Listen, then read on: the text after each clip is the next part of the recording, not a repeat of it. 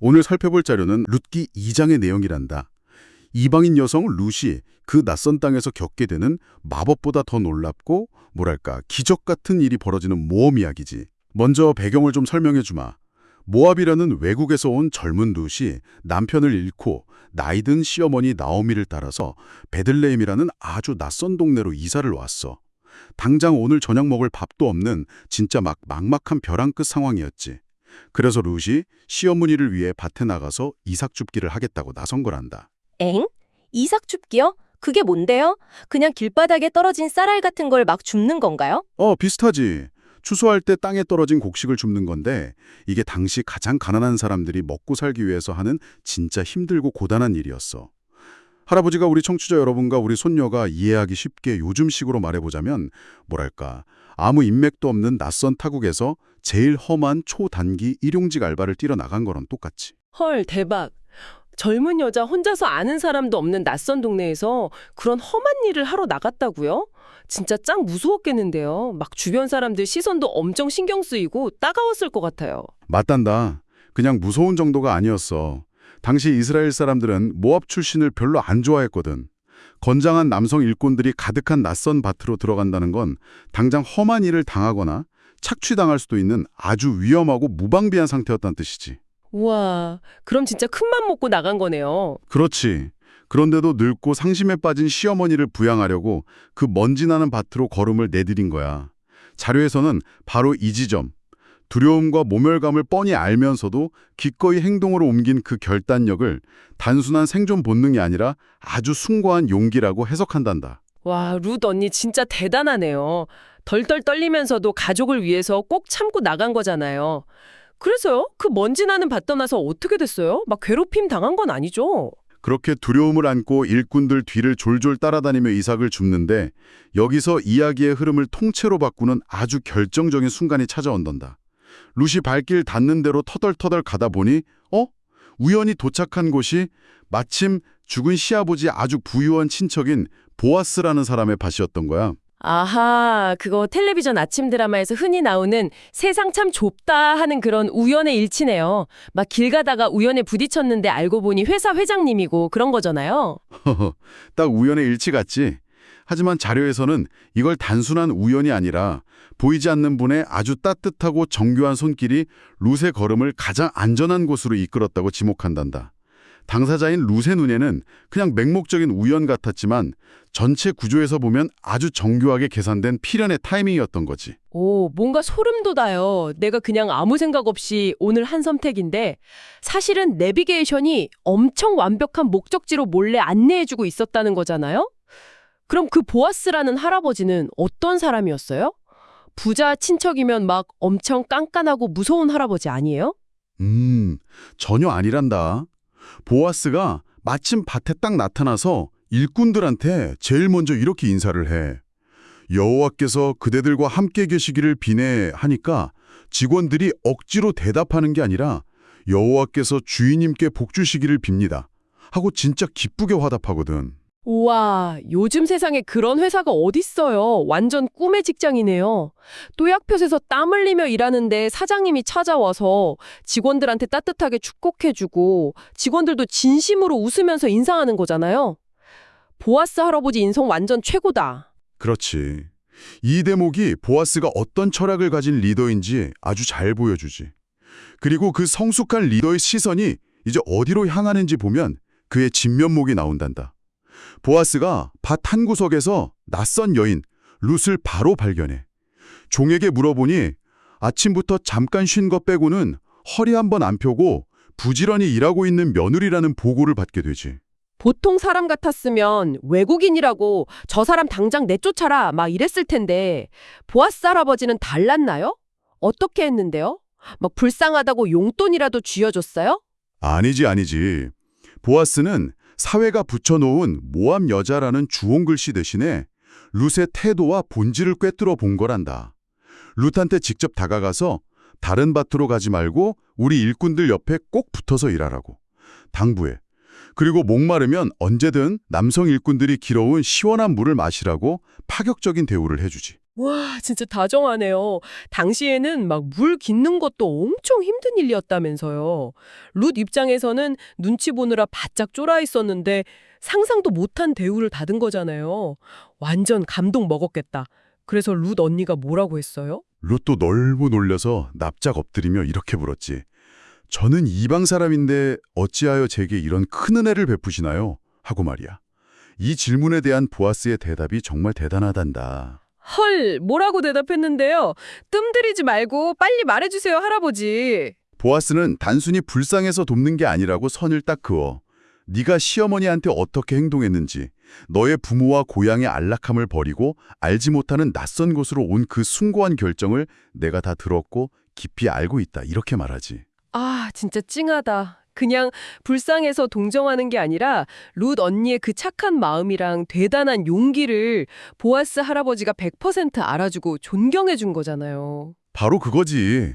타인에 보이지 않는 선의와 가치를 편견 없이 알아봐 주는 거. 보아스는 그러면서 작은 새가 어미새 날개 아래 피하듯 하나님께서 너에게 넉넉히 갚아주시길 바란다고 시적으로 축복을 해준단다. 그런데 우리 손녀, 이 이야기의 진짜 하이라이트는 식사 시간 이후에 벌어진단다. 네, 식사 시간 이후에요? 밥 먹고 나서 또 무슨 일이 있었는데요? 보아스가 룻을 불러서 고소하게 볶은 곡식을 배불리 먹여준 것도 모자라 룻이 다시 일하러 가니까 자기 직원들을 은밀히 불러모아 그리고 아주 비밀스러운 명령을 내리지. 엥? 비밀 명령이요? 무슨 나쁜 짓 꾸미는 건 아니죠? 막 내쫓을 계획 같은 거? 나쁜 짓이라니. 보아스가 직원들한테 이렇게 말해. 룻이 곡식단 사이에서 마음껏 줍게 내버려두고 너희들은 일부러 곡식단에서 이삭을 쑥쑥 뽑아서 바닥에 많이 떨어뜨려 주어라 하고 몰래 지시한 거야. 대박 사건?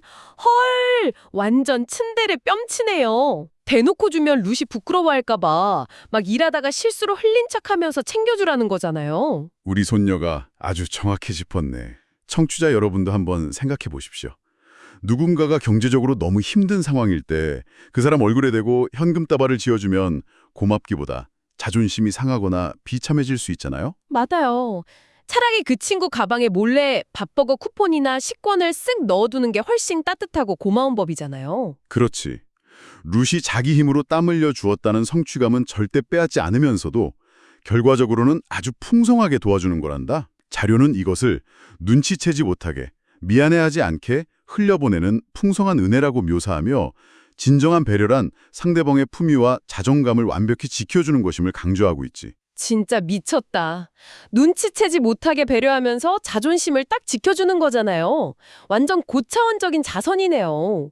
청취자 여러분도 친구 도와줄 때 이 보아스 할아버지 방식 꼭 써먹어 보세요. 그럼 루스 언니는 그날 수학 완전 많이 했겠어요? 어마어마했지. 하루 종일 와, 나 오늘 진짜 운이 좋다 이러면서 신나게 이삭을 주었을 텐데 저녁에 수확량을 확인해 보니 무려 한 에바였단다. 대략 무게로 10kg이 훌쩍 넘는 양이지.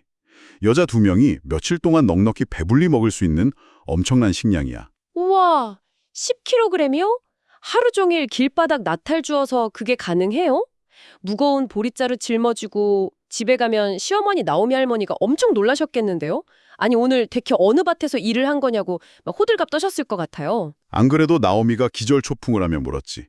그래서 룻이 오늘 제가 일한 밭주인 이름은 보아스라는 분입니다 하고 대답하는 순간 이야기의 스케일이 그냥 팍 하고 폭발적으로 커지게 돼. 헐, 왜요? 그 이름이 왜요? 나오미가 그 이름을 듣고 눈이 번쩍 뜨면서 이렇게 외치거든.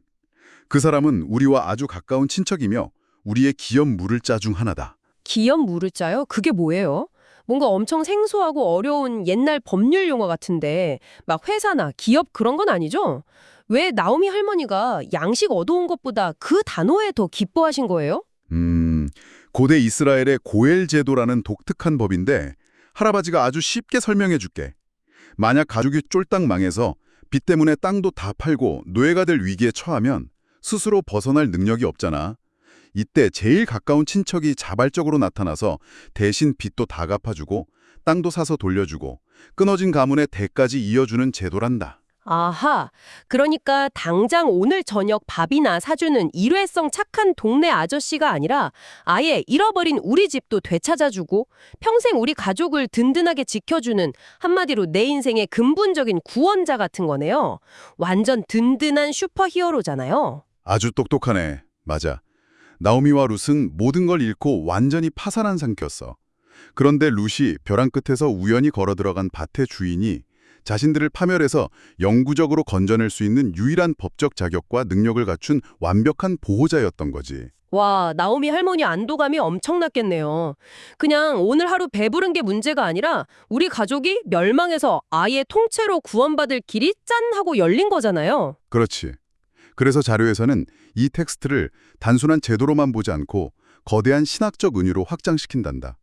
자격 없는 이방인에게 풍성한 은혜를 베풀고 스스로를 구원할 능력이 없는 자들의 빚을 대신 치러주는 그 기업무를자의 역할이 궁극적으로 우리를 영원한 절망에서 건져주시는 예수님의 모습을 투영하고 있다고 해석하는 거지. 우와, 진짜 소름 돋게 멋진 분석이에요.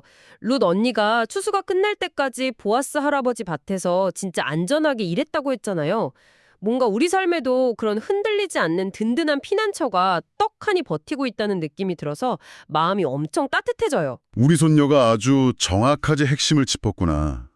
이방인 과부를 룻이 생존을 위해 먼지나는 밭으로 걸어나갔던 그 작지만 위대한 첫걸음, 그리고 우연의 탈을 쓰고 그 발걸음을 완벽한 목적지로 이끌어준 거대한 섭리, 타인의 가치를 알아보고 품위를 철저히 지켜준 보아스의 그 다정한 배려, 이 모든 게 모여서 마침내 잃어버린 가문을 되살리고 더 큰 구원의 이야기로 이어지는 장대한 서막이 된 거란다. 오늘 이야기 진짜 최고였어요. 처음엔 그냥 이삭 짚는 불쌍한 언니 이야기인 줄 알았는데 뒤로 갈수록 톱니바퀴가 딱딱 맞아떨어지는 엄청난 블록버스터였네요. 자, 그럼 이제 할아버지가 우리 청취자 여러분께 마지막으로 아주 중요한 생각거리를 하나 던져주고 싶구나. 여러분, 우리는 인생이 꽉 막혀 답답할 때 흔히 하늘이 쩍 갈라지고 당장 내 상황을 뒤집어줄 스펙타클한 기적만을 기다리곤 합니다.